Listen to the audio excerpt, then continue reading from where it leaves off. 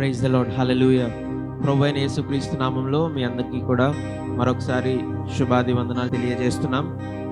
మరి యొక్క ఆదివారంన ఈ విధంగా మీ అందరి ముందుకు వచ్చి దేవుణ్ణి ఆరాధించడానికి నేను ఎంతగానో సంతోషిస్తున్నాను. మరి మీరందరూ కూడా సిద్ధపడి ఈ యొక్క ఆదివారపు ఆరాధనలో పాల్గొనాల్సిందిగా మీ అందరినీ కూడా నేను ప్రేమపూర్వకంగా ఆహ్వానిస్తున్నాను. మరి సియోను ప్రార్థన సంఘస్థులందరికీ కూడా మరొకసారి మా శుభాలు తెలియజేస్తున్నాం. ఈ సమయంలో ఈ యొక్క ఆరాధనని మనందరం కూడా ప్రార్థనతో ప్రారంభించుకుందాం. ప్రార్థన చేసుకుందాం. మహాపరిశుద్ధుడా, మమ్మల్ని మిక్కిలిగా ప్రేమించిన యేసయ్యానికి వందనాలు, స్తోత్రాలు. గొప్ప దేవుడా, సర్వ సృష్టికర్త, నీకు వందనాలు, స్తోత్రాలు. ప్రభువా, గతించిన వారమంతానైనా నీ రెక్కల నీడలో మమ్మల్ని అందరినీ కూడా కాచి కాపాడి మరి యొక్క పునరుద్ధాన దినంలోకి మమ్మల్ని అందరినీ ప్రవేశింపజేసినందుకు నీకు వందనాలు, స్తోత్రాలు నాయన.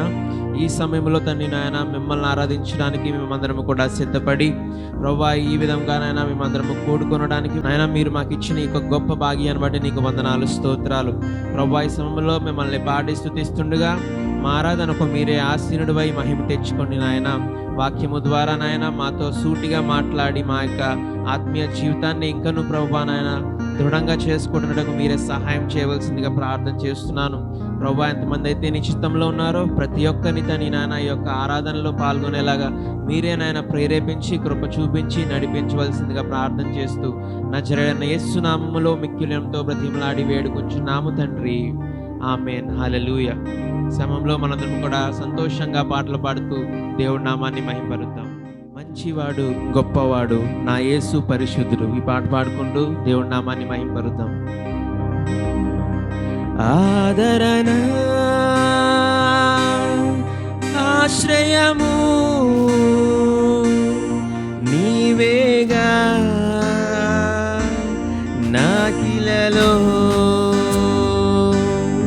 ఆదరణ, ఆశ్రయము నీవేగా నాకిలలో.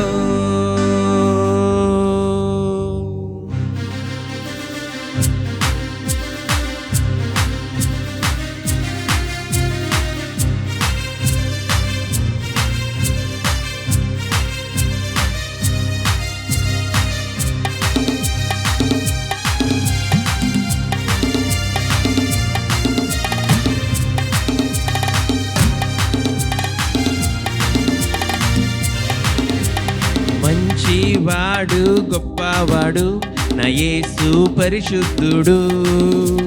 మేలులెన్నో చేయువాడు, నా యేసు అందరికీ. మంచివాడు, గొప్పవాడు, నా యేసు పరిశుద్ధుడు. మేలులెన్నో చేయువాడు, నా యేసు అందరికీ. ఆదరణ, ఆశ్రయము నీవేగా నాకిలలో. ఆదరణ, ఆశ్రయము నీవేగా నాకిలలో. మంచివాడు, గొప్పవాడు, నా యేసు పరిశుద్ధుడు. మేలులెన్నో చేయువాడు, నా యేసు అందరికీ.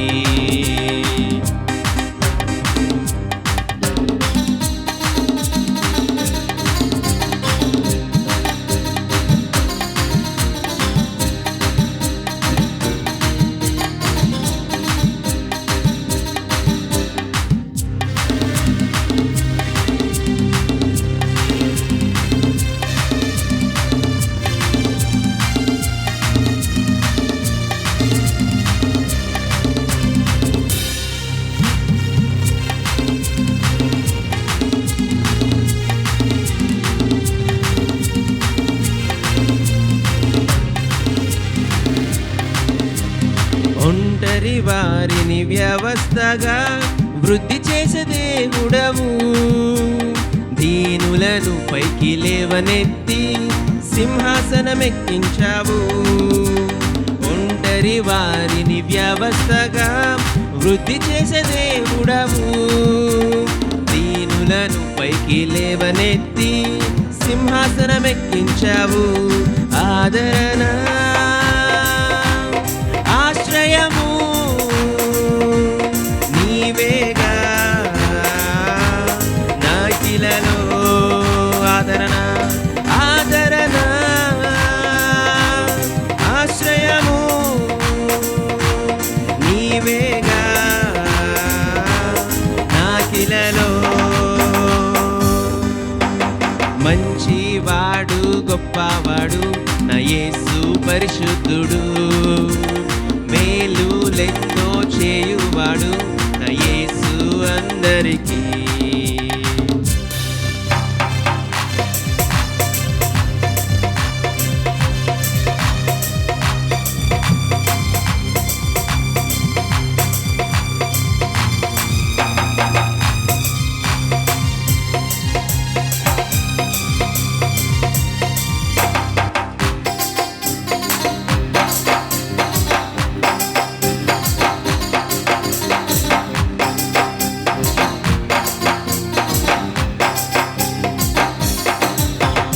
ఓటమి అంచున పడి ఉంటివా, మేలుకో సోదరా. యేసయ్య నీ తలపైకెత్తి శత్రువును అనగద్రొక్కును. ఓటమి అంచున పడి ఉంటివా, మేలుకో సోదరా. యేసయ్య నీ తలపైకెత్తి శత్రువును అనగద్రొక్కును. ఆదరణ ఆశ్రయము నీవేగా నాకిలలో. ఆదరణ ఆశ్రయము నీవేగా నాకిలలో.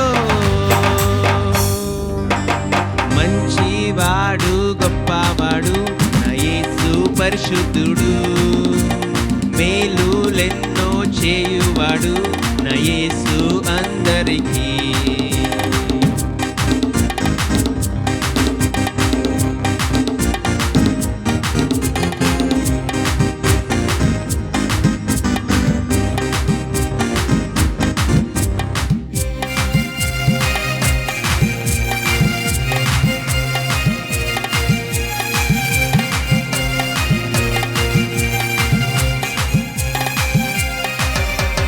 దుష్టుడా శత్రు సాతానా విజయము నాదిపుడు, నీ తల నా కాళ్ళ క్రింద శీఘ్రముగా త్రొక్కెదము. దుష్టుడా శత్రు సాతానా విజయము నాదిపుడు, నీ తల నా కాళ్ళ క్రింద శీఘ్రముగా త్రొక్కెదము. ఆదరణ ఆశ్రయము నీవేగా నాకిలలో. ఆదరణ ఆశ్రయము నీవేగా నాకిలలో. మంచివాడు గొప్పవాడు నా యేసు పరిశుద్ధుడు, మేలులెన్నో చేయువాడు నా యేసు అందరికీ.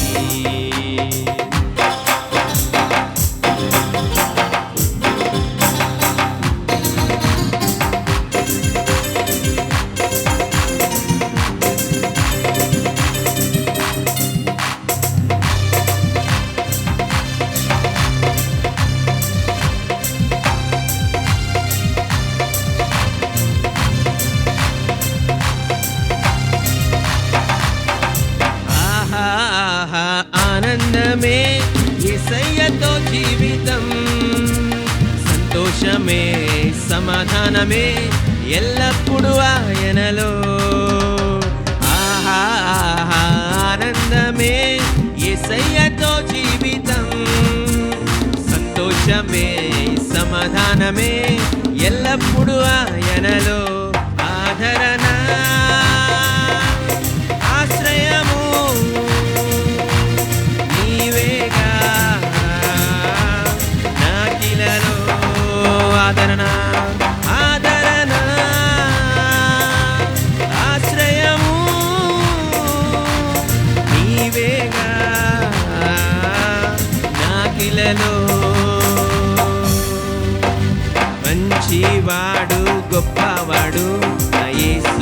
పరిశుద్ధుడు, మేలులెన్నో చేయువాడు నా యేసు అందరికీ. మంచివాడు గొప్పవాడు నా యేసు పరిశుద్ధుడు, మేలులెన్నో చేయువాడు నా యేసు అందరికీ. ఆదరణ ఆశ్రయము నీవేగా నాకిలలో. ఆదరణ ఆశ్రయము నీవేగా నాకిలలో. హల్లెలూయా, హల్లెలూయా.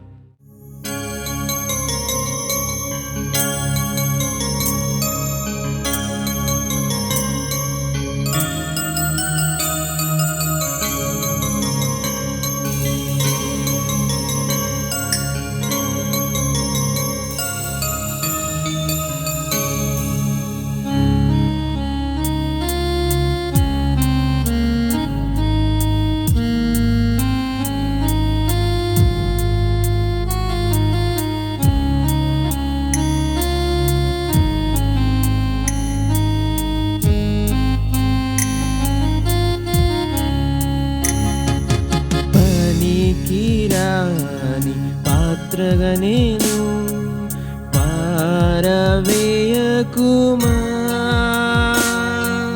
పొంగి పొరలు పాత్రగాను నన్ను నింపుమా. పనికిరాని పాత్రనని పారవేయకుమా, పొంగి పొరలు పాత్రగా నన్ను నింపుమా. సువార్తలోని పాత్రలన్నీ యేసుని పొగడుచుండా, సాక్షిగా నుండు పాత్రగా చేసి సత్యముతో నింపుము తండ్రి. సువార్తలోని పాత్రలన్నీ యేసుని పొగడుచుండా, సాక్షిగా నుండు పాత్రగా చేసి సత్యముతో నింపుము తండ్రి. ఆ సత్యముతో నింపుము తండ్రి. కుమ్మరి ఓ కుమ్మరి జగదుత్పత్తిధారి,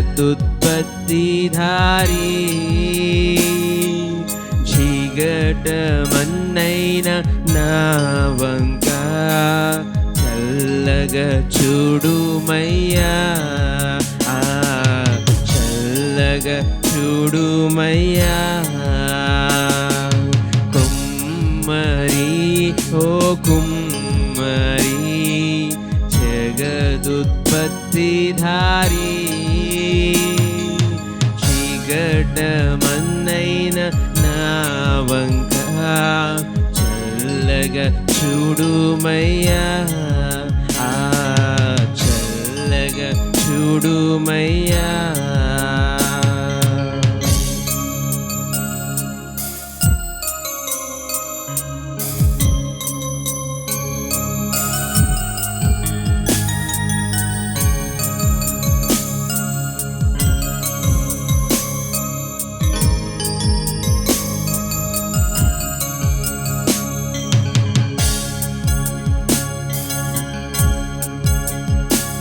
నా బలమంతా నీవేనయా, నా బలమంతా నీవేనయా, నా బలమంతా నీవేనయా, నా బలమంతా నీవేనయా. చెప్తామా? బలమంతా నీవేనయా,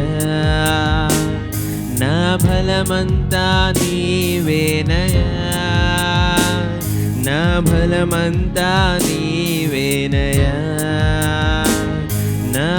బలమంతా నీవేనయా. అలలు లేచినను తుఫాను ఎగసినను కాపాడే దేవుడవయ్యా. నీవు ఎన్నడూ మారవయ్యా. అవును ప్రభువా. అలలు ఎగసినను తుఫాను లేచినను కాపాడే దేవుడవయ్యా. నీవు ఎన్నడూ మారవయ్యా. నా బలమంతా నీవేనయా. నా బలమంతా నీవేనయా. బలమంతా నీవేనయా. నా బలమంతా నీవేనయా. నా బలమంతా నీవేనయా. నా బలమంతా నీవేనయా. బలమంతా నీవేనయా. నా బలమంతా నీవేనయా. ప్రతి ఒక్కరము దేవుడిని ఆరాధిద్దాం. మన బలహీనలతో ఆయన బలము పరిపూర్ణమగును. ప్రతి ఒక్కరము కూడా సిద్ధపడి మనందరము కూడా దేవుణ్ణి కలిసి కొనియాడదాం. ప్రియ సహోదరి సహోదరుడా, మీరున్న ప్రదేశంలో నేను నోరు తెరిచి దేవునికి ఈ మాటలు చెప్దాం.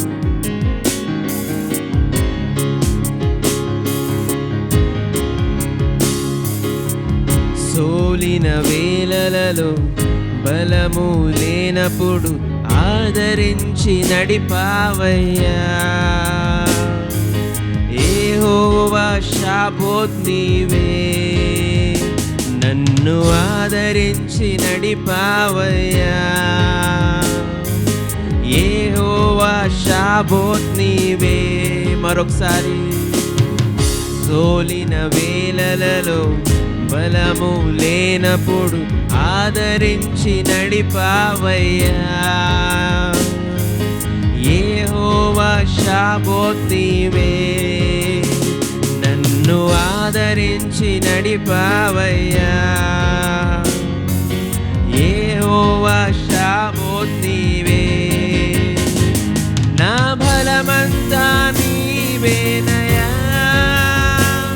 నా బలమంతా నీవేనయా. బలమంతా నీవేనయా. నా బలమంతా నీవేనయా. బలమంతా నీవేనయా. నా బలమంతా నీవేనయా. నా బలమంతా నీవేనయా. యేసయ్యా, నా బలమంతా నీవేనయా. ఆమేన్. బలమంతా నీవేనయా. నా బలమంతా నీవేనయా. జీవం నీవేనయ్యా. స్నేహం నీవేనయ్యా. ప్రియుడవు నీవేనయ్యా. సర్వస్వం నీవేనయ్యా. జీవం నీవేనయ్యా. స్నేహం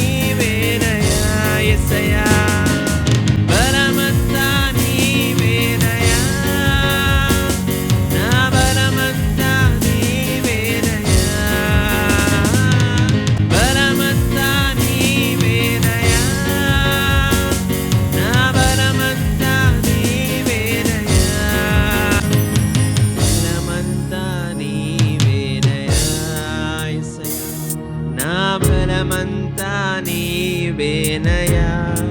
ఎస్ లార్డ్, బలమంతా నీవేనయా, నా బలమంతా నీవేనయా. యేసయ్యా యేసయ్యా యేసయ్యా యేసయ్యా యేసయ్యా యేసయ్యా యేసయ్యా యేసయ్యా యేసయ్యా యేసయ్యా. అడుగుదామా? నాతో మాట్లాడుమయ్యా, నన్ను దర్శించుమయ్యా. నీ మందిరాన, నీ సన్నిధాన, నీ ఆత్మతో నన్ను నింపుమయ్యా. నాతో మాట్లాడుమయ్యా, నన్ను దర్శించుమయ్యా. నీ మందిరాన, నీ సన్నిధాన, నీ ఆత్మతో నన్ను నింపుమయ్యా. నాతో మాట్లాడుమయ్యా. కన్నీళ్ళైనా కష్టాలెదురైనా కడ వరకు నన్ను చేర్చుమయ్యా. కరువు తోడైనా కలిమి వేరైనా కరుణించి కాపాడుమయ్యా. పాడదామా? కన్నీళ్ళైనా కష్టాలెదురైనా కడ వరకు నన్ను చేర్చుమయ్యా. కరువు తోడైనా కలిమి వేరైనా కరుణించి కాపాడుమయ్యా. నా నిందలలో నా తోడువై, అపనిందలలో నా చేరువై. నా నిందలలో నా తోడువై, అపనిందలలో నా చేరువై. నిత్యమునను నడిపించుమయ్యా. యేసయ్యా యేసయ్యా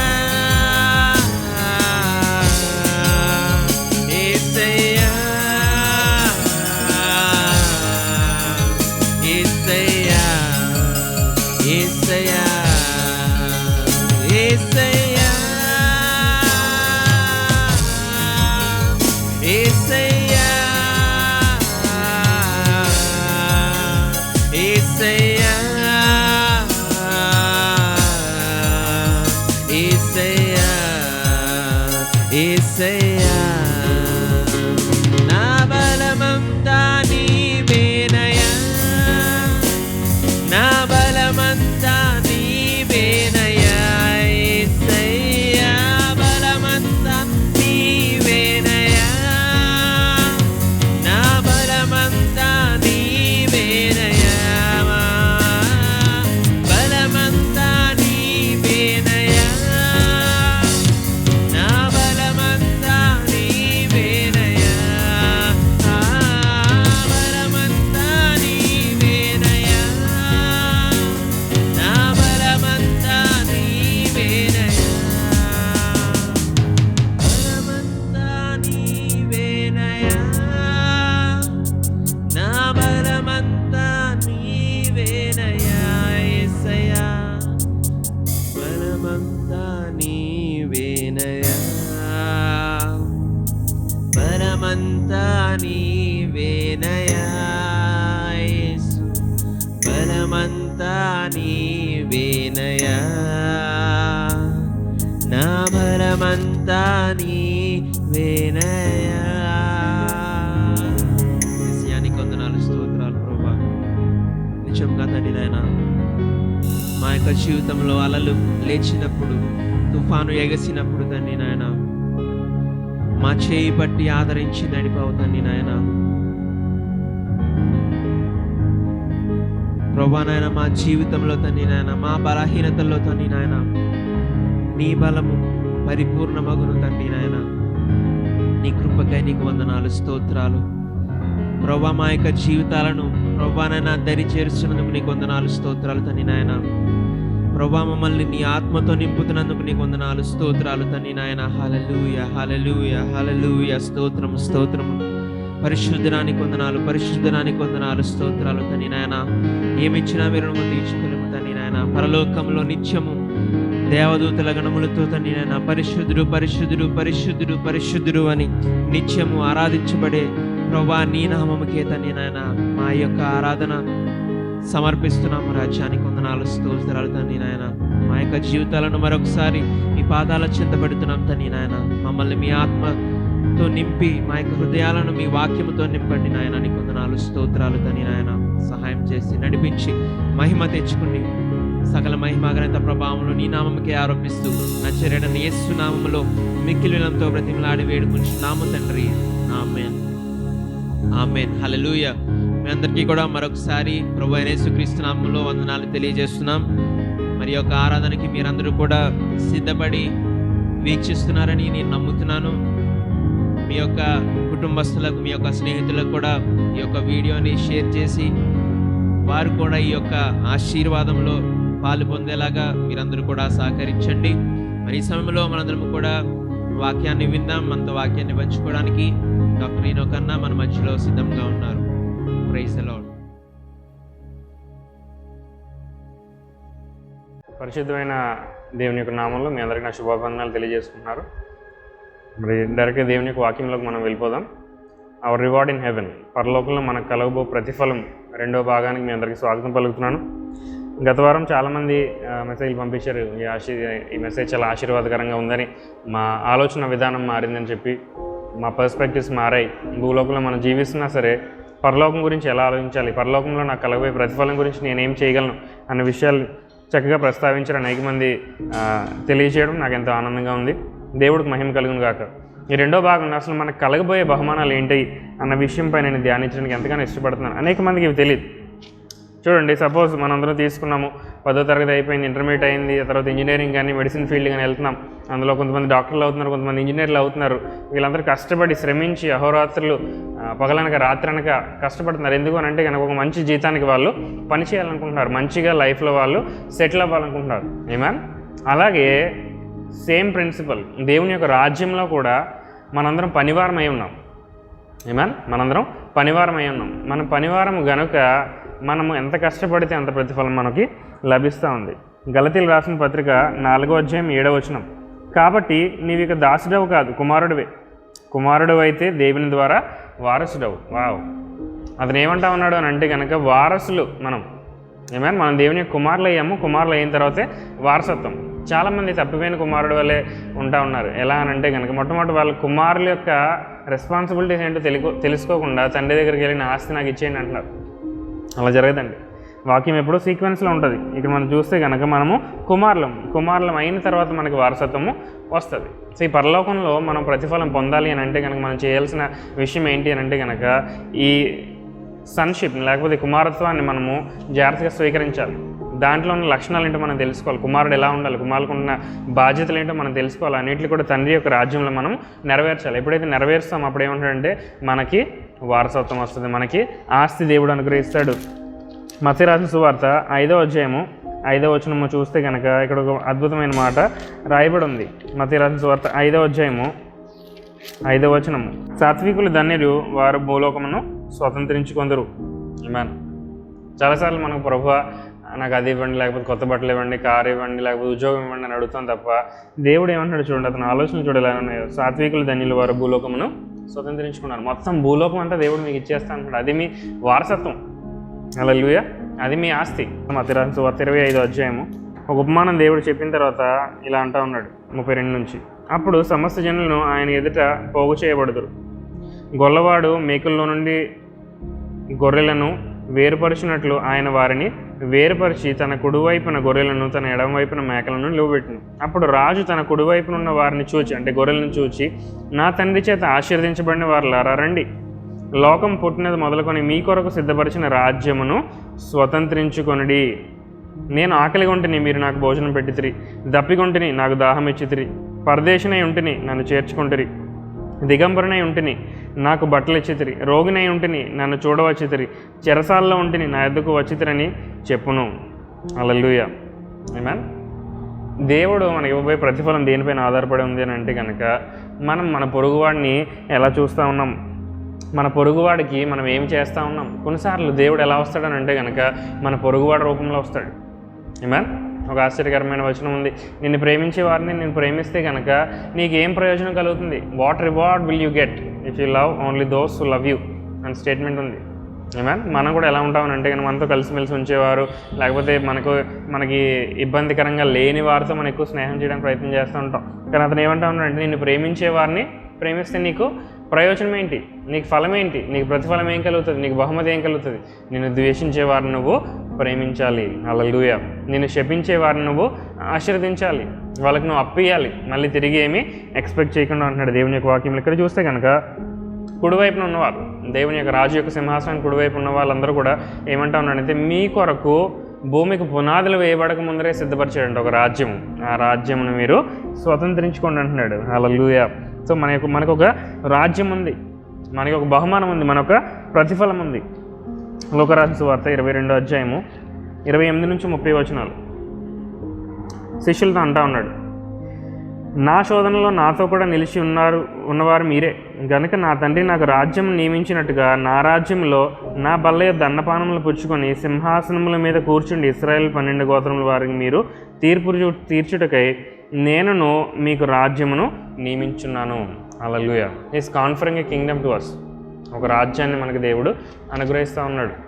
ఆమేన్. ఒక ఇన్ఫ్లుయెన్షియల్ పొజిషన్ దేవుడు మనకి అనుగ్రహిస్తూ ఉన్నాడు. ప్రియ సహోదరుడే సహోదరి, ఇది మనం జాగ్రత్తగా జ్ఞాపకం చేసుకోవాలి.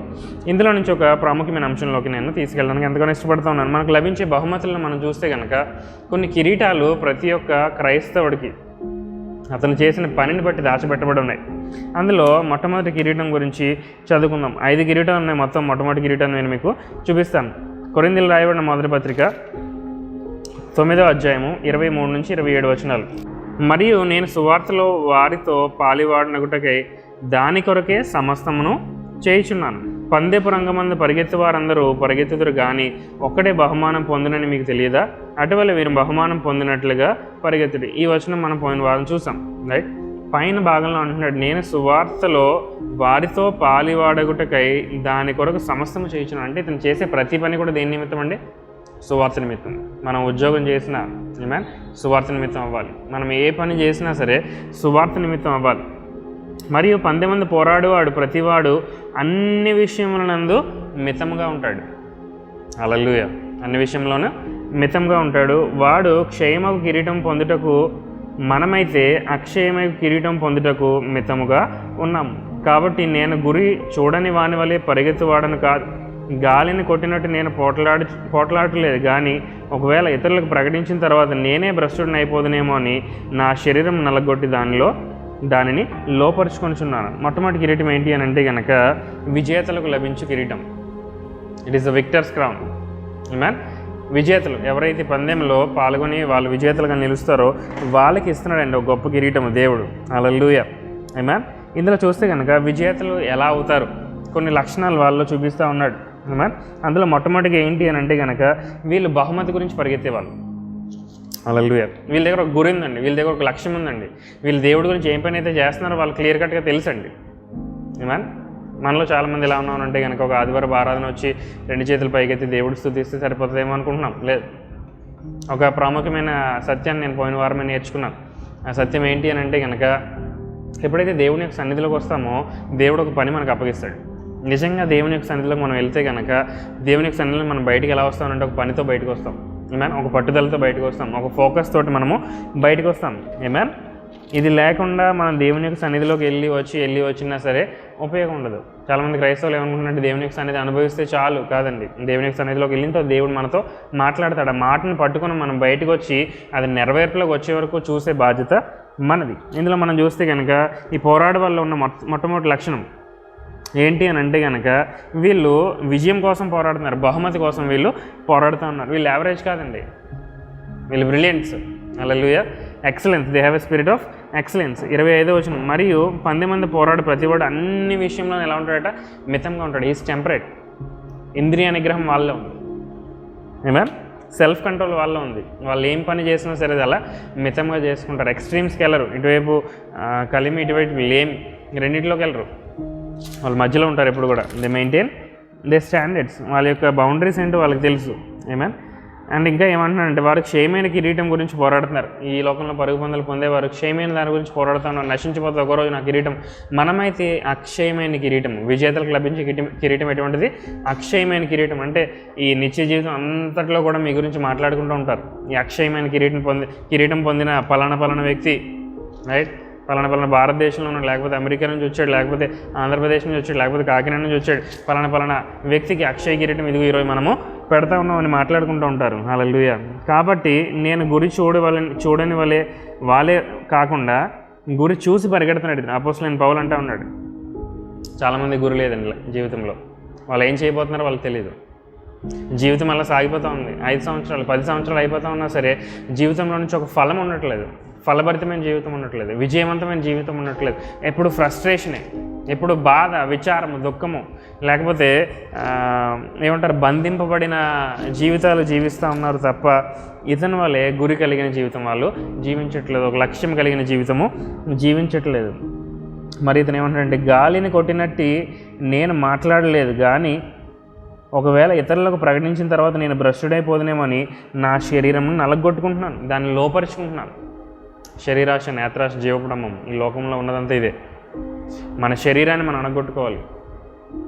మన శరీరాన్ని గట్టిగా నలగొట్టాలి. ఇతను ఏమంటున్నాడంటే నేను బహుశా అందరికీ ప్రసంగించిన తర్వాత నేను ఇది పాటించకపోతే నేను భ్రష్టుడిని అయిపోతాను. అలా భ్రష్టుడిని అవ్వడానికి వీల్లేదు కనుక నా శరీరాన్ని నేను ప్రతిరోజు అనగొట్టుకుంటున్నాను. హల్లెలూయా. ప్రతి వ్యక్తికి కూడా లోపల కొన్ని కోరికలు ఉంటాయి, ఆశయాలు ఉంటాయి. కానీ దేవుని యొక్క చిత్తంతో పాటు అవి సరితూగాలి. దేవుని యొక్క చిత్తంతో పాటు అవి అలైన్మెంట్లోకి రావాలి. వచ్చినప్పుడే వాటిని మనము స్వీకరించగలుగుతాం. అందుకని అతను ఏమంటున్నాడు, గురి ఉండాలి. స్టార్టింగ్ 23వ వచనం చూడండి. మరియు నేను సువార్తలో వారితో పాలి ఆడుకుంటే దాని కొరకే సమస్తము చేయించున్నాను. అతని గురి సువార్త. అతను చేసే ప్రతి పని కూడా సువార్త నిమిత్తమే అతను చేస్తూ ఉన్నాడు. సో మొట్టమొదటి కిరీటం గురించి మనం మాట్లాడాం ఈ రోజున. నా కిరీటం ఏంటి అని అంటే కనుక విక్టర్స్ క్రౌన్, విజేతలకు కలగబోవు కిరీటము. రెండవ కిరీటం గురించి మనం చూద్దాం. ఆమేన్. దెస్సలోనికీయులకు రాయబడిన మొదటి పత్రిక 2వ అధ్యాయము 19వ వచనము. సంతోష కిరీటం. ఈ రెండో కిరీటం పేరు సంతోష కిరీటం.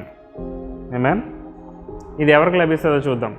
ఎలయనగా మా నిరీక్షణ అయినను ఆనందమైనను అతిశయ కిరీటమైనను ఏది? మన ప్రభు అయిన యేసు యొక్క రాకడ సమయమును ఆయన ఎదుట మీరే కదా. నిశ్చయముగా మీరే మా మహిమయు ఆనందమై ఉన్నారు. అపోస్తలుడైన పౌలు దెస్సలోనికీయులకు రాసిన సంఘానికి రాస్తూ అంటూ ఉన్నాడు, నేను మిమ్మల్ని ఎంతో ప్రేమిస్తున్నాను, ఐఎమ్ మిస్సింగ్ యూ, నేను మిమ్మల్ని మిస్ అవుతూ ఉన్నాను. హల్లెలూయా.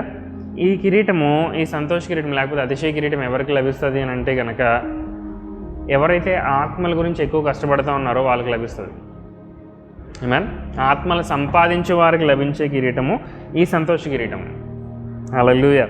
ఇది చాలా ప్రాముఖ్యమైనదండి. ఇది మనకి చాలా ప్రాముఖ్యమైనది. మన ప్రభు అయిన యేసు యొక్క రాకడ సమయమున ఆయన ఎదుట మీరే కదా. ఈ కిరీటం ఎలా లభిస్తుంది అని అంటే కనుక రైన్హార్డ్ బాంకే గారిని తీసుకోండి. కోటాను కోట్ల ఆత్మలనైనా సంపాదించగలిగాడు.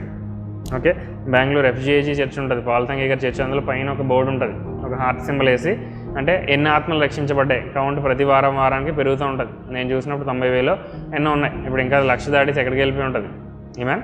అంటే మన ఖాతాలో మనం ఏం వేసుకోవాలంటే కనుక కొన్ని ఆత్మలు మనము సంపాదించగలగాలి. క్రీస్తు గురించి మనం మత మార్పిడి గురించి మాట్లాడలేదండి. హిందువులు క్రైస్తవులు అవ్వడం, లేకపోతే ముస్లిం క్రైస్తవు అవ్వడం గురించి మనం మాట్లాడట్లేదు.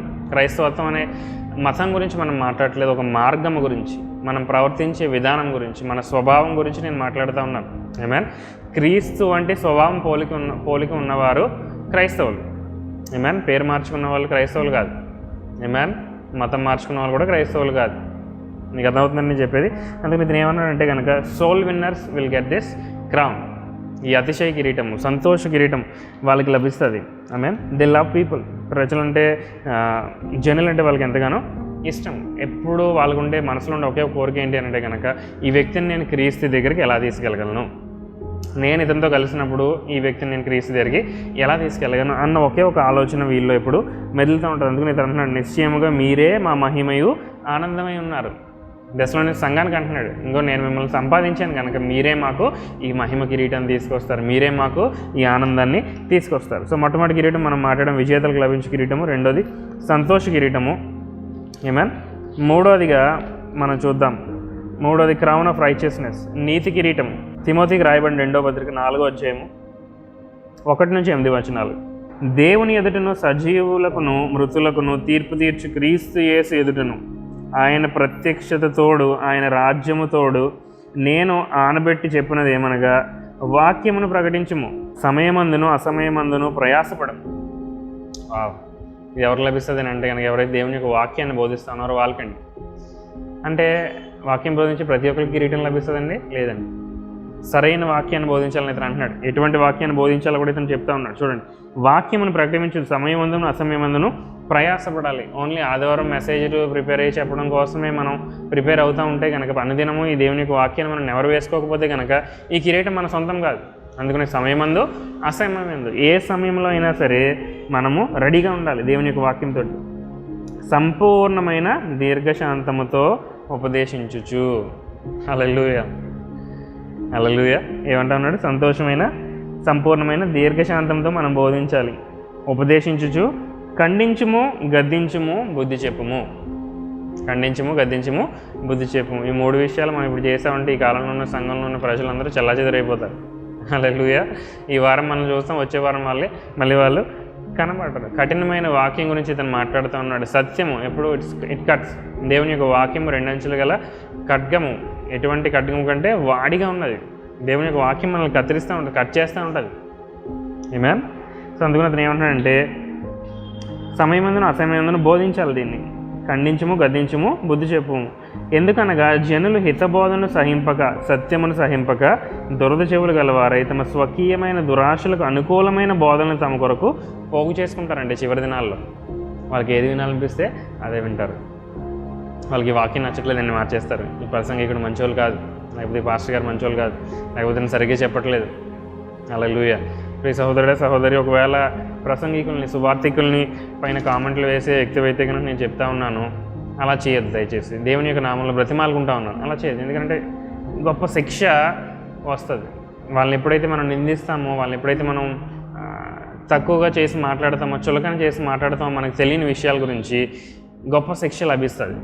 అందుకని నేను ఏమంటాను అంటే కామ్గా ఉందాం, సైలెంట్గా ఉందాం, ఎవరి పని వాళ్ళు చేసుకునిద్దాం. దేవుని యొక్క రాకడ వచ్చినప్పుడు, దేవుని యొక్క సింహాసనం ముందర మనం కూర్చున్నప్పుడు ఒక ప్రతిఫలం మనకు లభిస్తుంది. దాన్ని బట్టి తెలుస్తుంది ఎవరు సరైన ప్రసంగం చేశారో, ఎవరి జీవితం సరిగ్గా ఉన్నదనేది. ఆమేన్. ఎవరిని మనం తీర్పు తీర్చొద్దు, అందరినీ ప్రేమిద్దాం. హల్లెలూయా. ఓకే, వాళ్ళ కోసము వాళ్ళకి దురద చెవులకు కావాల్సిన బోధన వాళ్ళు పోగు చేసుకుని సత్యమునకు చెవినీయక కల్పనా కథలను వైపుకును తిరుగు కాలము వచ్చును. ఇదే కాలం అండి, ఆల్రెడీ వచ్చేసింది. అపోస్తలుడైన పౌలు ఎప్పుడో చెప్పాడు, కల్పనా కథలు ఎక్కువైపోతూ ఉన్నాయి, దేవుని యొక్క సత్యం తక్కువైపోతూ ఉన్నది. అయితే నీవు అన్ని విషయంలో మితంగా ఉండము, శ్రమపడమును, సువార్థికుని పని చేయము.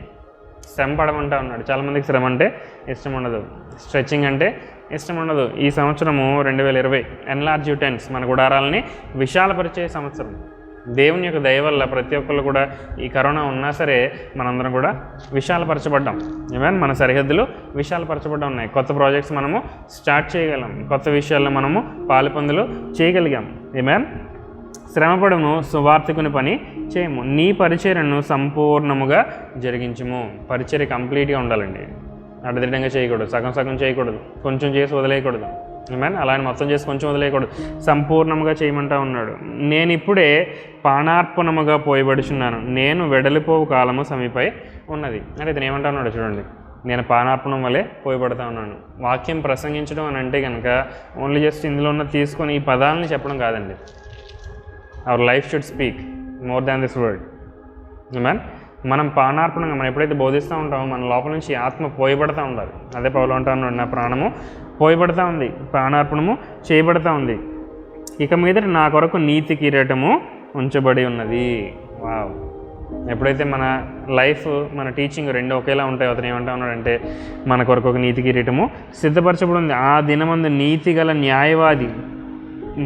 న్యాయాధిపతి అయిన ప్రభు అది నాకు మాత్రమే కాకుండా తన ప్రత్యక్షతను అపేక్షించు వారందరికీ అనుగ్రహించును. హల్లెలూయా. దేవునికి రెండో రాకడ గురించి మనం ఎదురు చూస్తూ ఉండాలి, ఆసక్తి కలిగి ఉండాలి. ఏమే దేవుడు ఏ రోజు వస్తాడో మనం సిద్ధపడి ఉండాలి. అపేక్షించేవారు అని అంటే కనుక ప్రభు ఈరోజు వస్తే ఇదిగో లెక్కపరిచిన నేను సిద్ధంగా ఉన్నాను, ఇదిగో ప్రభు పలానా పని నేను చేయగలిగా నీ రాజ్యం గురించి అని మనము చెప్పగలగాలి. హల్లెలూయా. మూడో కిరీటం నీతి కిరీటం. అనేకమైన లక్షణాలు మనం చూసాం ఇందులో. ఈ లక్షణాలను బట్టి దేవుడు మనకి ఈ కిరీటాన్ని అనుగ్రహిస్తాడు. ఏమే మంచి పోరాడితే అంటున్నాడు అపోస్తలుడైన పౌలు. ఈ జీవితం ఒక పోరాటం అండి. జీవితం సాఫీగా సాగిపోతూ ఉంటే మనం అవసరమైనవి ఏమీ చేయట్లేదు, ప్రయోజనకరమైనవి ఏమీ చేయట్లేదు, సత్యం సంబంధించిన విషయాలు ఏమి మనము చేయట్లేదు. ఒకవేళ ఇబ్బందులు అక్కర్లు మనకు రావట్లేదు అని అంటే కనుక విశ్వాసంతో మనం జీవించట్లేదు. హెబ్రీయుల రాసిన పత్రికలో అంటాడు, విశ్వాసం లేకుండా దేవుడికి ఇష్టమైనట అసాధ్యము. విశ్వాసం లేకుండా ఏ పని చేసినా అది మృతమైనది. క్రియలు లేని విశ్వాసము మృతమైనది. హల్లెలూయా. ఆత్మ లేని శరీరం ఎలాగైతే మృతమైందో క్రియలు లేని విశ్వాసము మృతమైనది. అందుకని మనం చేసే ప్రతి పనిలో వీ షుడ్ ఇంక్లూడ్ ఫెయిత్. విశ్వాసంతో అది మనము చేయగలగాలి. హల్లెలూయా. అలా చేసినప్పుడే మనకి దేవుడు ఈ నీతి కిరీటాన్ని అనుగ్రహించగలుగుతాడు. హల్లెలూయా. మొట్టమొదటిగా విజేతలకు లభించి కిరీటం చూసాం, తర్వాత సంతోష కిరీటం చూసాం, మూడవది నీతి కిరీటం మనం చూసాం, నాలుగవదిగా జీవపు కిరీటము. ఏ కిరీటం అండి? జీవపు కిరీటం. యాకోబు రాయబడిన పత్రిక 1వ అధ్యాయము 12వ వచనము. శోధన సహించువాడు ధన్యుడు, అతను శోధనకు నిలిచిన వాడే ప్రభు తన్ను ప్రేమించు వారికి వాగ్దానము చేసిన జీవ కిరీటమును పొందును. శోధనలు ఎవరైతే అనుభవిస్తున్నారు, శ్రమలు ఎవరైతే అనుభవిస్తున్నారు, మీ అందరికీ కూడా కిరీటం ఎదురు చూస్తుందండి. మీకు ఈ విషయం అర్థమైతే ఆ శోధనలు ఎలా అయినా సరే సహిస్తాను, ఆ శోధనలు ఎలా శ్రమలు ఎలా అయినా సరే నువ్వు సహించేస్తావు. ఎందుకనంటే కనుక నీకు రాబోయే జీవపు కిరీటం ఉంది. Wow, the crown of life. ఏమన్ ఈ కిరీటం మనకి కావాలి. ఈ కిరీటం మన దగ్గరే ఉంటుంది. ఈ కిరీటం మనకు ప్రభువు బహుమతిగా అనుగ్రహిస్తాడు. ప్రకటన గ్రంథము 2వ అధ్యాయం 10వ వచనం కూడా చూడండి. ప్రకటన గ్రంథం 2వ అధ్యాయము 10వ వచనం. ఇదిగో మీరు శోధింపబడినట్లు అపవాది మీలో కొందరిని చెరలో వేయింపబోచున్నాడు. 10 దినములు శ్రమ కలుగును, మరణము వరకు నమ్మకంగా ఉండము, నేను నీకు జీవ కిరీటము ఇచ్చేదను. శ్రమలు సహించాలి, ఓర్చుకోవాలి, తట్టుకోవాలి, భరించాలి. ఎందుకంటే ప్రేమ అన్ని విషయాల్ని తాళను, ప్రేమ అన్నిటినీ భరించును, ప్రేమ అన్నిటిని సహించును. అలా ఈ కాలం చూస్తే కనుక కుటుంబాలు విడిపోతూ ఉన్నాయి. ఎందుకంటే సహించలేకపోతున్నారు, భరించలేకపోతున్నారు, ఓర్చుకోలేకపోతూ ఉన్నారు. సహనం నశిస్తూ ఉంది. ఇన్స్టెంట్ గ్రాటిఫికేషన్ కావాలి. ఇలా చెప్తే నాకు ఇప్పుడు చెప్తే టక్మని ఇలా పని జరిగిపోవాలి నెక్స్ట్ నిమిషంలోనే. లేదండి, ఓపిక ఉండాలి. దేవుని స్టైల్ ఎప్పుడు కూడా, యేసుప్రభు స్టైల్ ఎప్పుడు కూడా ఓపికతో ఉన్నప్పుడు ఏదన్నా సరే మనము జయించగలుగుతూనే ఏమంటున్నాడంటే, కొంతమంది మీలో చెరసాలలో వేయబడతారు. ఇది ప్రవచనం ఇస్తూ ఉన్నాడు అన్నమాట. చెరసాలలో వేయబడినా సరే మీరు మరణము వరకు నమ్మకంగా ఉండండి. వావ్. సో క్విట్టింగ్ పాయింట్ ఏంటి అని అంటే కనుక మరణము. మరణం వరకు మనల్ని సహించమంటా ఉన్నాడు. అప్పుడు ఏం లభిస్తాడు? మనకి జీవపు కిరీటము లభిస్తుంది. హల్లెలూయా. చివరిగా ఇంకో కిరీటం నేను మీకు చూపిస్తాను. మహిమ కిరీటము. పేతురు రాయబడిన 1వ పత్రిక 5వ అధ్యాయము 4వ వచనం. ప్రధాన కాపరి ప్రత్యక్షమైనప్పుడు మీరు వాడబారిని మహిమ కిరీటము పొందుదురు. హల్లెలూయా. ఆమేన్. ఎప్పుడైతే దేవుడు వస్తాడో, ప్రధాన యాజకుడు యేసుప్రభు వారు వస్తారో, అప్పుడు మనకు ఈ కిరీటము లభిస్తుంది. 5వ అధ్యాయం 1వ వచనం మనం చూస్తే కనుక, తోటి పెద్దను క్రీస్తు శ్రమల గూర్చిన సాక్షిని బయలుపరచబడబో మహిమలో పాలివాడిన వాడైన నేను మీలోని పెద్దలకు హెచ్చరించున్నాను. బలిమి చేత కాక దేవుని చిత్త ప్రకారం ఇష్టపూర్వకంగాను, దుర్లాభాపేక్ష కాక సిద్ధ మనస్సుతోనూ మీ మధ్యనున్న దేవుని మందను పై విచారణ చేయొచ్చు దానిని కాయుడి. అంటే మహిమ కిరీటం ఎవరు లభిస్తుందో తెలుసా? సంఘ కాపరులకి, ఇతరుల యొక్క ఆత్మల గురించి ఎడతెక్కకుండా ప్రార్థన చేస్తున్న వారి గురించి, వారి గురించి అనుక్షణం పట్టించుకునే వారికి, వారి గురించి ఎప్పుడు ప్రార్థనలో మొరపెట్టే వారికి, విజ్ఞాపన చేసేవారికి, అంగలార్చే వారి కోసం ఏమంటా ఉన్నాడు అని అంటే కనుక, సంఘంలో ఉన్న పెద్దలకు లభించే కిరీటం ఏం కిరీటం అని అంటే కనుక ఈ యొక్క మహిమ కిరీటము. శ్రమ అండి, శోధన అండి, వేదన మీకు అప్పగించబడిన వారిపైన ప్రభువులైన ఉండుటగా ముందు మాదిరులుగా ఉండుడి. హల్లెలూయా. అంటే వాళ్ళపైన బాసిజం వద్దంటున్నాడు. వాళ్ళతో ఎలా ఉండమంటున్నాడు అని అంటే కనుక ప్రేమతో ఉండమంటున్నాడు, ప్రేమతో మెలగమంటున్నాడు. అప్పుడు ఏమవుతుందని అంట, అప్పుడు వాడబారని మహిమ కిరీటం మనకి లభిస్తుంది. హల్లెలూయా. ఆమేన్. ఈ కిరీటాలు కొన్ని మనం చూసాం, 5 రకాల కిరీటాలు. ఈ కిరీటాలను ఏది పొందుకోవాలి అని అంటే కనుక నీపైన ఆధారపడి ఉంటుంది, నీపైనే ఆధారపడి ఉంటుంది. ఏ కిరీటం కావాలి అని అంటే కనుక ఆ కిరీటం తాలూకు క్రైటీరియా కొన్ని ఉన్నాయి. ఆ క్రైటీరియాని నువ్వు నెరవేరిస్తే కనుక దేవుడు మీకు మహిమ కిరీటాన్ని, లేకపోతే సంతోష కిరీటాన్ని, లేకపోతే విజేతలకు లభించే కిరీటాన్ని మీకు అనుగ్రహిస్తాడు. లూకా రాసిన సువార్త 12వ అధ్యాయము 33వ వచనం. లూకా రాసిన సువార్త 12వ అధ్యాయం 33వ వచనం. మీకు కలిగిన వాటికి అమ్మి ధర్మము చేయుడి, పాతగిలని సంచులను పరలోకమందు అక్షయమైన ధనమును సంపాదించుకొనుడి, అక్కడ దొంగరాడు చిమ్మట కొట్టదు, మీ ధనం ఎక్కడ ఉండునో అక్కడనే మీ హృదయమును ఉండును. ఇతను ఏమంటా ఉన్నాడంటే కనుక మన దగ్గర ఉన్న అంత అమ్మి ఇతరులకు సహాయం చేయమంటా ఉన్నాడు. మనం ఏం చేస్తూ ఉన్నాం అంటే కనుక బాగా కూడబెట్టేసుకుంటా ఉన్నాం. దేవుడు ఏమంటా ఉన్నాడంటే ఎవరైతే లేమిలో ఉన్నారో, ఎవరైతే అక్కర్లో ఉన్నారో, అవసరతలు ఉన్నారో వాళ్ళకి ఇవ్వమంటా ఉన్నాడు. వాళ్ళకి ఇచ్చినప్పుడు ఏం చేస్తారంటే సాక్రిఫిషియల్ గివింగ్ ఉన్నప్పుడు మనం పరలోకంలో ఎక్కువ ధనాన్ని సమకూర్చుకుంటాం. హల్లెలూయా. ఆమేన్. సో ఈ యొక్క ప్రతిఫలాన్ని మనం చూడగలిగాం, ఈ యొక్క బహుమతులను మనము చూడగలిగాం. కొన్నిసార్లు దేవుడు ప్రశంసిస్తూ ఉన్నాడు, కొన్నిసార్లు దేవుడు అధికారం ఇస్తూ ఉన్నాడు.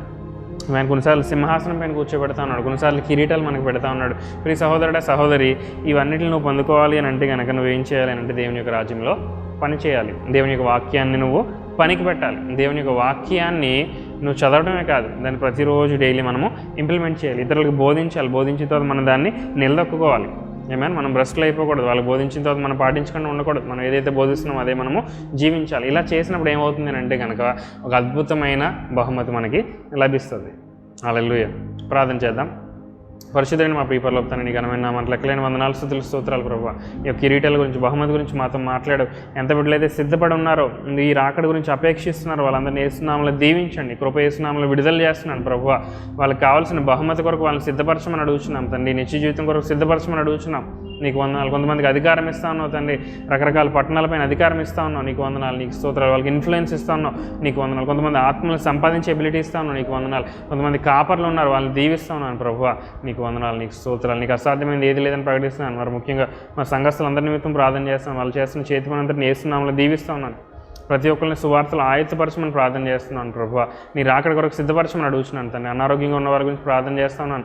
అడికాలం మొదలుకొని నదినేతి వరకు యేసు నామములో స్వస్థత విడుదల చేస్తున్నాను ప్రభువా. మా సంఘాలపైన, మా పరిచర్లు అన్నింటిపైన యేసు రక్త ప్రోక్షణ విడుదల చేస్తూ ఉన్నాను. నీకు స్తోత్రాలు, నీ యొక్క కాపుదలు విడుదల చేస్తూ ఉన్నాను. సకల మహిమ ఘనత నీకు ఆరోపిస్తే యేసు నామములో ప్రార్థన చేస్తూ ఉన్నాను తండ్రి. ఆమేన్. మన తండ్రి దేవునికి ప్రేమైన కుమారుడైన యేసుక్రీస్తు వారి కృప, పరిశుద్ధాత్మ దేవునికి అన్యోన్య సహవాసం, సంతోషం, సమాధానం కూడిన మనందరికీ తోడైన గాక. ఆమేన్.